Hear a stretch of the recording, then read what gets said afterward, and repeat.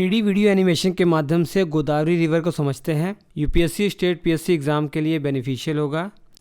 Godavari river Bharat की second longest river है after Ganga. इसका जो टोटल लेंथ है वो 1465 किलोमीटर है।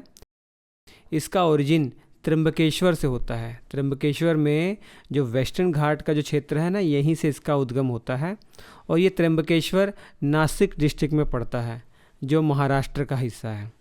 गोदावरी रिवर का जो ड्रेनेज बेसिन आप देखेंगे, महाराष्ट्र, तेलंगाना, आंध्र प्रदेश के साथ साथ छत्तीसगढ़ और उड़ीसा तक फैला हुआ है। महाराष्ट्र से निकल रही है, तेलंगाना में जाती है, उसके बाद आंध्र प्रदेश में जाकर बंगाल की खाड़ी में अपना पानी गिरा देती है। बंगाल की खाड़ी में पानी गिराते समय इसकी मुख्य तौर पर दो धाराएं टूट जाती हैं। एक नॉर्थ की तरफ जो है वो गौतमी गोदावरी कहा जाता है और साउथ की तरफ वशिष्ठ गोदावरी कहा जाता है। प्यारे बच्चों, भारतीय राष्ट्रीय आंदोलन का कोर्स लॉन्च हो चुका है एप्लीकेशन पर। पूरी एनिमेशन वाली क्लासेस होंगी। एक दो वीडियो डेमो के लिए उपलब्ध है, आप जाकर देख सकते हैं। श्री अड्डा एप्लीकेशन का लिंक वीडियो के डिस्क्रिप्शन में दे दिया जाएगा। किसी भी प्रकार की हेल्प के लिए हमारा ये व्हाट्सअप नंबर, इस पर आप कांटेक्ट कर सकते हैं। यकीन मानिए एफर्टलेस तरीके से आपका ये कोर्स कंप्लीट हो जाएगा। आपको ऐसा लगेगा कि भैया ये मूवी देख रहे हैं, बिना किसी मेहनत के सारी चीज़ें आपके दिमाग में आ जाएंगी। तो ये एनसीईआरटी ओरिएंटेड होगा, मतलब आप यूपीएससी से लेकर एसएससी किसी भी एग्ज़ाम के लिए इसका उपयोग कर सकते हैं। इस गोदावरी रिवर पर जो मेजर अर्बन सेंटर हैं वो नासिक है, त्र्यंबकेश्वर है, नांदेड़ है, औरंगाबाद जिसे अब छत्रपति संभाजी नगर कर दिया गया है, भद्रचल्लम है, निजामाबाद है और राजमुंद्री है। और इस गोदावरी रिवर पर बहुत इम्पोर्टेंट एक प्रोजेक्ट है, श्री राम सागर प्रोजेक्ट। ये तेलंगाना राज्य के अंदर है। इस प्रोजेक्ट के माध्यम से तेलंगाना के जो 4 ज़िले हैं उनको बहुत लाभ पहुंचता है। आदिलाबाद, निजामाबाद, करीमनगर और वारंगल इरिगेशन के क्षेत्र में बहुत लाभ मिलता है इनको। इम्पोर्टेंट जो ट्रिब्यूटरीज़ हैं, जो महत्वपूर्ण सहायक नदी हैं गोदावरी की, जो राइट बैंक ट्रिब्यूटरीज में मंजरा रिवर पड़नी है। लेफ्ट बैंक जो ट्रिब्यूटरीज हैं उसमें पेनगंगा, वर्धा, वेनगंगा, इंद्रावती और सबरी हैं। सबसे पहले तो राइट बैंक ट्रिब्यूटरी जो है वो मंजरा रिवर, इसके बारे में पढ़ते हैं। इसका उद्गम देखिए अहमदनगर से होता है। अहमदनगर के अंदर जो बालाघाट रेंज वाला क्षेत्र है ना, ये बालाघाट ये पहाड़ियाँ हैं, यहीं से इसका उद्गम होता है। और अहमदनगर ये महाराष्ट्र का ही हिस्सा है।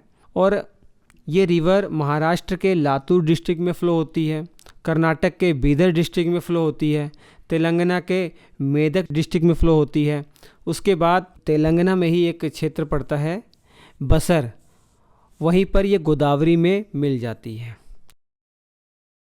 निजाम सागर जो डैम है ये मंजरा रिवर पर ही बना हुआ है।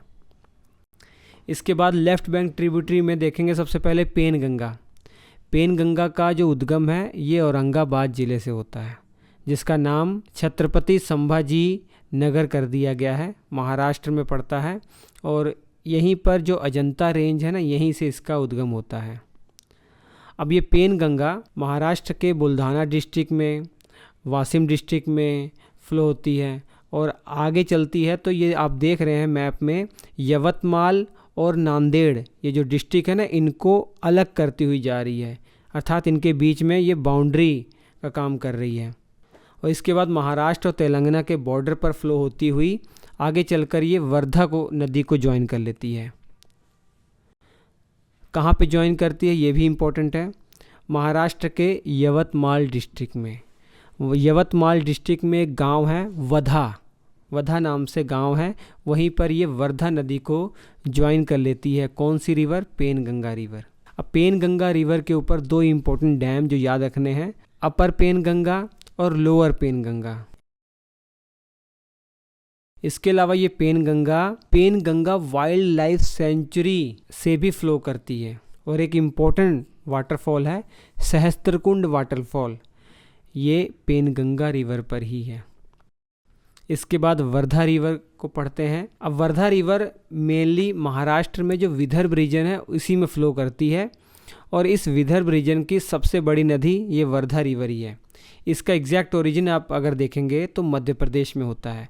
मध्य प्रदेश में एक ज़िला है बैतूल डिस्ट्रिक्ट और इस ज़िले के पास एक छोटा सा क्षेत्र है मुल्ताई, वहीं से इसका उद्गम होता है। वहाँ पर जो महत्वपूर्ण पहाड़ियाँ हैं, जो सतपुड़ा रेंज का ही हिस्सा है, वहीं से इसका उद्गम होता है।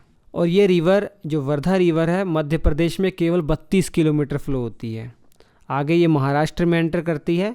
महाराष्ट्र में लगभग 528 किलोमीटर चलने के बाद ये वेनगंगा में मिल जाती है। और वेनगंगा में मिलने के बाद जो तीनों नदियां आप देख रहे हैं मिल गई हैं ना, वेनगंगा, पेनगंगा, वर्धा, ये तीनों मिलने के बाद जो एक धारा निकली है, इसको प्राणहिता कहा जाता है, याद रखिएगा। अब इस वर्धा रिवर पर एक इम्पोर्टेंट डैम बना हुआ है, अपर वर्धा डैम। अमरावती जो सिटी है उसकी लाइफलाइन कहा जाता है इस डैम को। इसके बाद पढ़ते हैं वेनगंगा रिवर। इसका जो ओरिजिन है ये भी मध्य प्रदेश में होता है। मध्य प्रदेश में कहाँ? मध्य प्रदेश में जो सतपुड़ा रेंज के अंदर जो महादेव की पहाड़ियाँ हैं ना, वहाँ से इसका उद्गम होता है। और ये वेनगंगा नदी चंद्रपुर में, गढ़चिरौली में, भंडारा में, गोंडिया में, नागपुर में फ्लो होती हुई जब वर्धा और पेनगंगा में मिल जाती है तो सम्मिलित रूप से ये प्राणहिता नदी कहलाती है और ये आगे चलकर गोदावरी में मिल जाती है।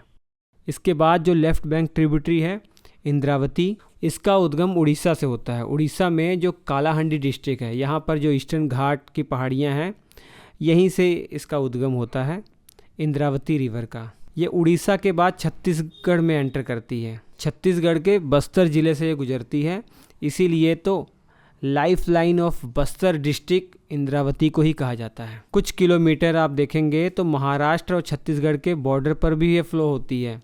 उसके बाद फाइनली आके ये गोदावरी में मिल जाती है। चित्रकूट जो वाटरफॉल बहुत इम्पोर्टेंट, बहुत प्रसिद्ध चित्रकूट वाटरफॉल है, ये इंद्रावती रिवर पर ही बना हुआ है। इंद्रावती नेशनल पार्क और टाइगर रिजर्व जो है ये छत्तीसगढ़ में है, वो भी इसके रास्ते में आता है। नेक्स्ट रिवर जो है लेफ्ट बैंक ट्रिब्यूटरी है, वो सबरी रिवर है। इसका भी ओरिजिन ईस्टर्न घाट से होता है, उड़ीसा राज्य से। छत्तीसगढ़ उड़ीसा बॉर्डर पर ये फ्लो होती है और आगे चलकर यह गोदावरी में मिल जाती है। ये थी गोदावरी रिवर और उसकी ट्रिब्यूटरीज। उम्मीद करता हूँ वीडियो आपको अच्छा लगा होगा। अच्छा लगा है तो प्लीज़ लाइक कीजिएगा, इसे दोस्तों के साथ शेयर कीजिएगा, हमारे प्लेलिस्ट में जरूर जाइएगा। बहुत सारे एनिमेटेड वीडियो मैंने बनाए हुए हैं, आपकी तैयारी एग्जाम की बहुत अच्छी हो जाएगी। और क्लास नोट्स लेना ना भूलें।